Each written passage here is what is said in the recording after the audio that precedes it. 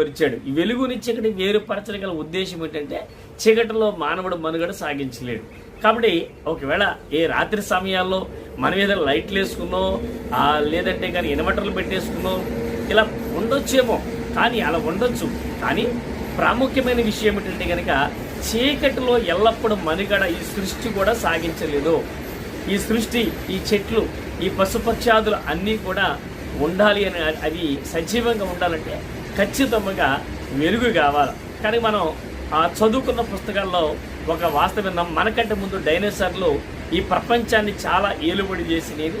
అయితే ఆ డైనోసార్లు అన్నీ కూడా ఎలా అంతరించిపోయినాయి అని అంటే ఒక మాట చెప్తారు కదా, ఒక ఉల్కాశాఖల మీద పడింది. ఆ ఉల్కాశాఖలో పడుటను బట్టి విస్తారమైన ధూళి లేచి ఆకాశానికి కమ్మేసి సూర్యుని వెలుగు ఈ భూమి మీద పడకుండా చేసినంత చేత ఆనాడు జరిగినటువంటి పరిణామం